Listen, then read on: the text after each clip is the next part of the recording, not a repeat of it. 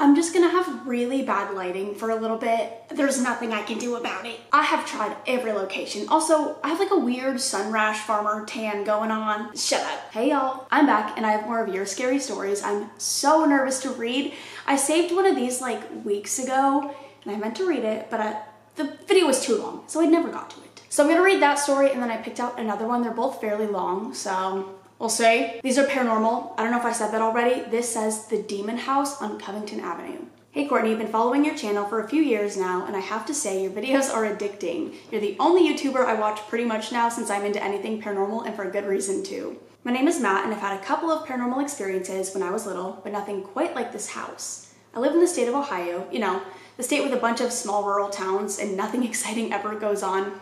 I got family there. I've been living with my dad and grandma since I was young and throughout high school. My grandma and I didn't seem to get along, especially once I started dating this girl back then that she didn't care for. She ended up crossing the line one day, calling my then girlfriend a whore, and I couldn't take living there anymore. I called my mom, who lived an hour away in Bakia?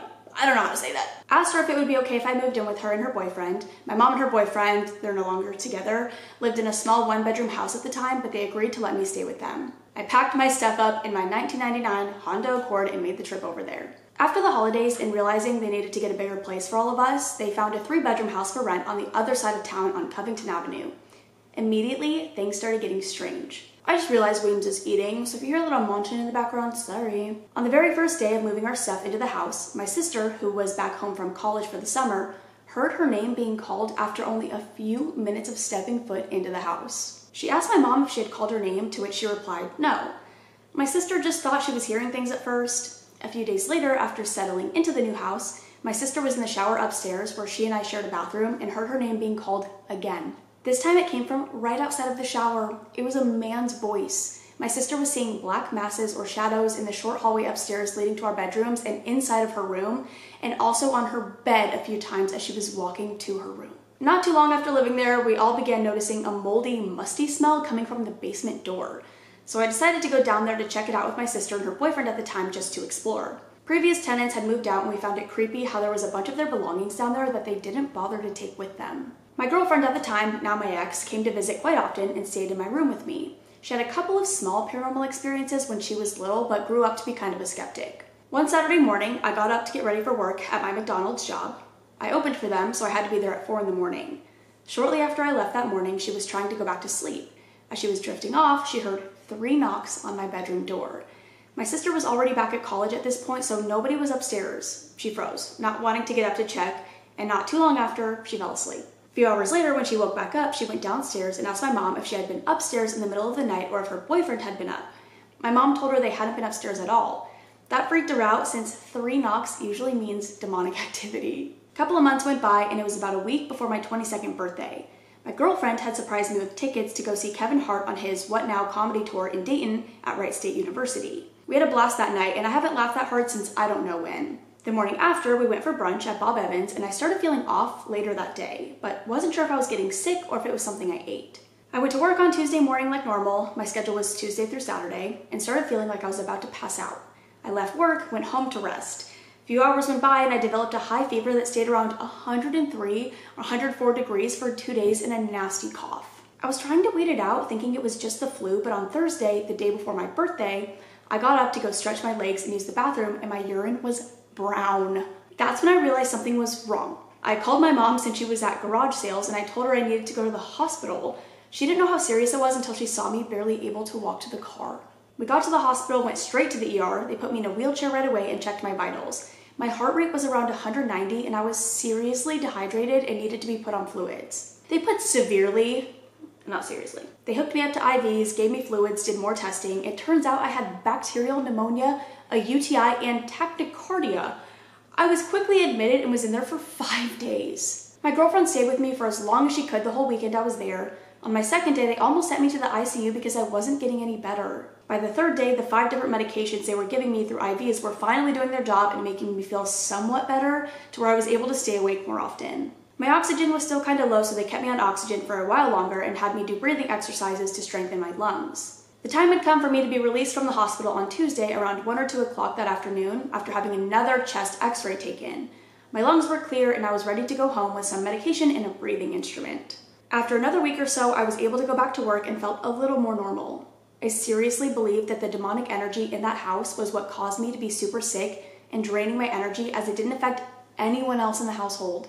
Other occurrences happened, like feeling watched from the stairs while we were in the living room watching TV, my mom and her boyfriend hearing a lady's voice whispering inaudibly in their ears at night, to me feeling a presence upstairs when I was in my room. My sister's closet happened to be the coldest room in the house, even in the summertime, and her room had the most activity. I believe there had to have been someone who did something sinister inside the closet before we moved in.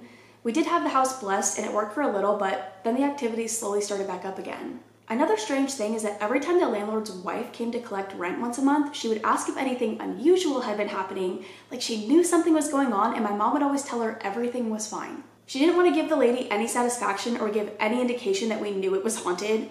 My girlfriend and I decided to move out in August of the next year after finding an apartment in Salina. A few weeks later, I called my mom. She told us that my sister had woken up in the middle of the night to go get something to drink downstairs and saw an old man in the kitchen who we believe was the landlord's father, who had died in the house. Well, there you go. She didn't show fear, but she got her drink and was making her way back to the stairs when she looked back and the man was gone. My mom and her then boyfriend moved soon after to get away from all of the activity. Thank you so much for reading this, and I apologize for it being so long. I have a couple more stories I might post about my experiences in the past and my mom's experience. No, you have to. My mom's experiences too. I got a little too excited. No, because if I was your sister and like everything was happening in my room and then my closet, I just realized my window's open and I'm pretty sure people can see me recording, but I'm like, whatever. I feel like it's 2024. This is normal. Anyways, if I was your sister, I'd be like, can we switch rooms perhaps? Like, please, for the love of God, switch me rooms. I'm glad you guys moved out and there wasn't anything like, obviously everything was scary and you got incredibly sick, but I feel like with like how insanely sick you got and how demonic the energy was, I feel like things could have almost been worse. That sounds insane though. Rumble, please. Rumble's like bugging Nar and Nar's growling and it just, same old, same old. This next story just says, my extremely haunted house. I was kind of skimming this.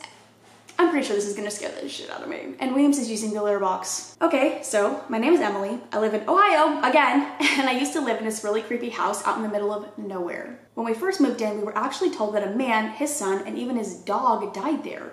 I have a lot of experiences from this house, so I'm just gonna start from the beginning.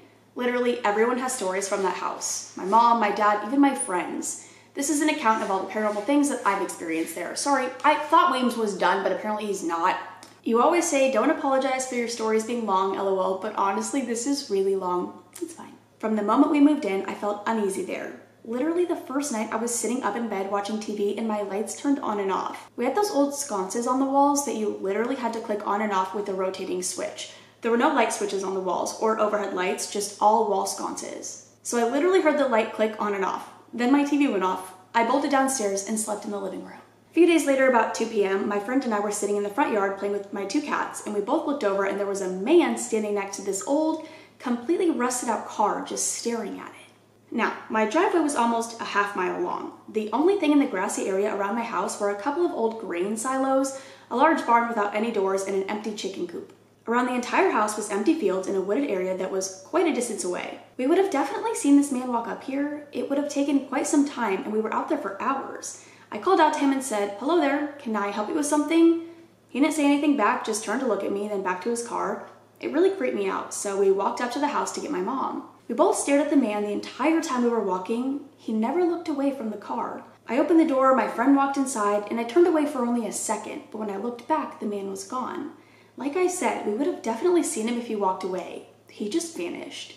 About a week after this, since I was entirely creeped out with my bedroom upstairs after what happened the first night, we moved my bedroom downstairs. This room was a lot smaller, but I was just super uncomfortable being the only person upstairs. I was an only child, but I had bunk beds in my bedroom. When I was on the top bunk, I was only about 2 feet from the ceiling. I was sitting up there playing my Game Boy when I started hearing something flying around my room. I had a pet bird, so I looked down towards her cage, assuming she had gotten out, but nope. She was sitting in her cage, staring above my head. I hopped off the bed and looked up. There was a bat flying around my room. I panicked and ran out. My dad went in there and stunned it with a baseball bat, then threw it outside. We had absolutely no idea how it got in. I always kept my bedroom door closed and my window closed. Fast forward a couple months and my best friend Jessica and I were having a sleepover. My living room was kind of chilly, but we had 3 large floor vents. We were laying nearly on top of them. There was a door to the front porch right beside me and she was lying under the window. We were just talking when we suddenly heard knocking on the basement door, which was in my dining room adjacent to the living room. We both froze. We heard a man say, "Let me in." The knocking persisted for about 10 seconds and then stopped. Now, by this point, we all knew the house was haunted, so we decided if it happened again or if anything else happened, we would just go get my mom and dad. Then suddenly the knocking started on the door right next to me and the window right above Jessica. We both hopped up and sprinted towards my parents' room right past the basement door, which started to shake as we ran past. As we barged in, my parents were both fast asleep. My mom stirred a bit and said, "What's wrong?" I proceeded to tell her what happened, but half awake, I don't really think she understood what I said. My dad rolled over but didn't say anything. I'd be like, "Please wake up, please." She told us to just sleep in there on the floor, so we both laid down, Jessica beside the bed on my mom's side and me at the foot of the bed. I'm not sure how much time had passed, maybe 5 to 10 minutes, when suddenly we heard frantic knocking on the basement door again and the man shouting, "Let me in." The man sounded scared, not aggressive. My mom sat up, horrified, and shook my dad. Rick, I heard it that time. He hopped up, now hearing it himself. He grabbed a large knife that he kept in the bedside table and rushed to the basement door. He unlocked it, and all the while, the knocking hadn't stopped. He flung the door open, the knocking stopped, and there was no one there. He stood there, confused for a second. My mom, Jessica, and I were all standing in the doorway watching on. We inched closer to the door as my dad made his way down the basement stairs. After a few minutes checking the entire room, my dad yelled out, "There's no one here." I slowly made my way downstairs to see my dad checking the heavy-duty lock on the door that led to the backyard. It was still locked and completely undisturbed. One time I was walking through the cornfields after spending some time in the woods, and the corn was extremely high because it was time to harvest. As I was walking through, I kept hearing something behind me. Every time I stopped, it would continue for a second, but then it would stop. When I finally reached the yard, I walked about 10 feet and turned around. There was a wolf emerging from the corn. It stopped, looked at me, took a few steps forward, then looked beside me. It hesitated. I heard a growl from beside me, and then the wolf turned and took off back into the corn.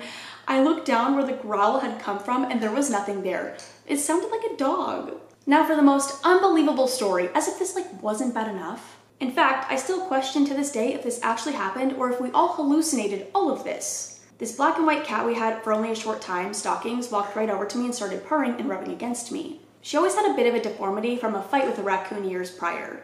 Her neck usually cocked to the side a bit, but this time her head was perfectly straight. William, stop eating during my video. About 10 minutes of this, then my dad came home. He got out of his car and started walking over to me with this really strange kind of terrified look on his face.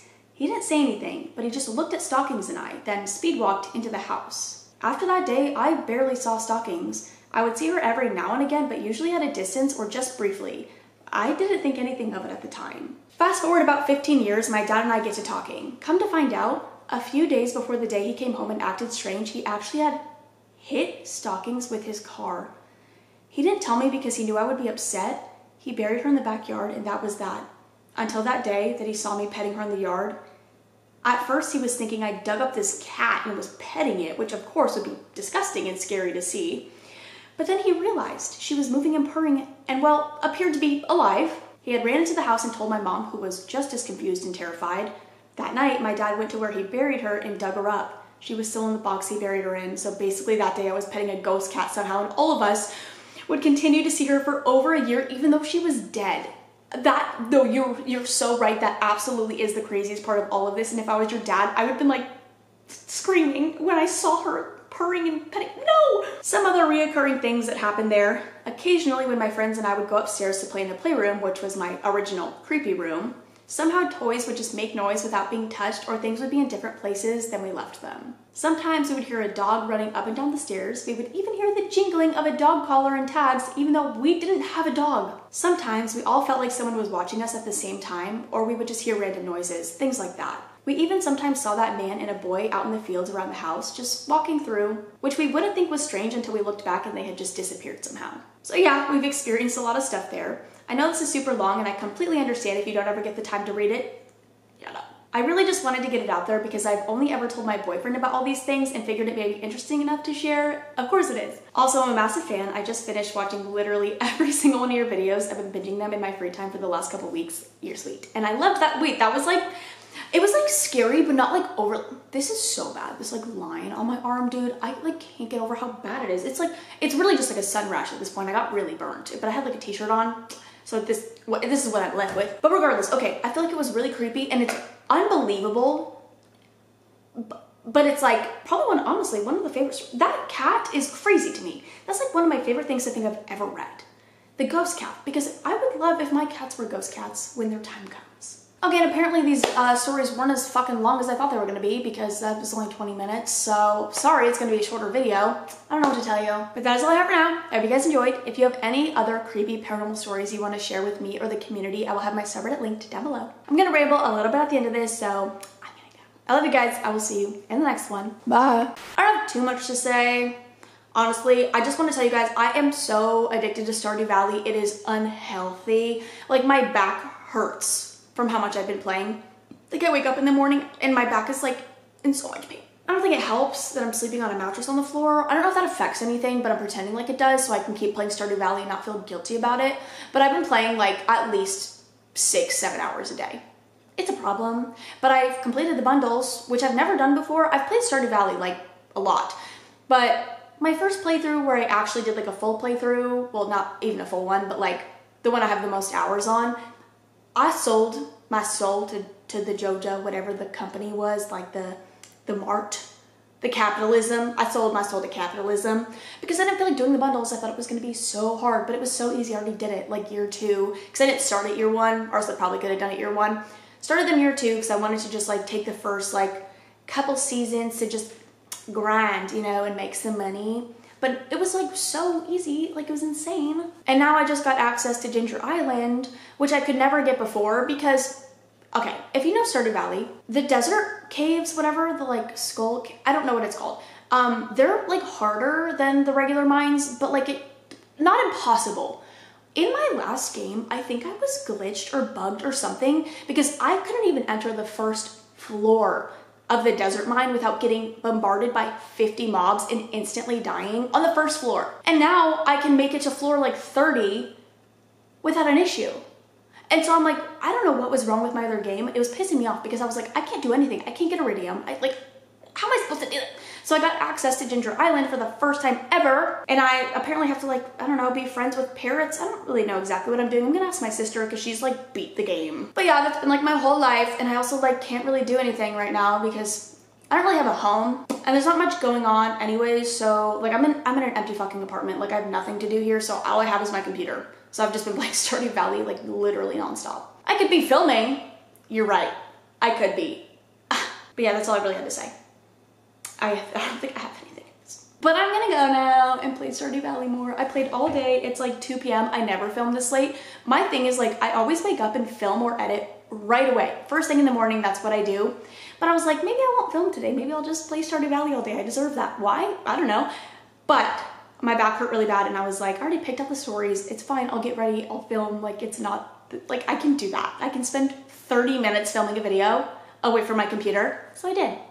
Are you proud of me? You shouldn't be. But now I'm gonna go. I love you guys so much. See you.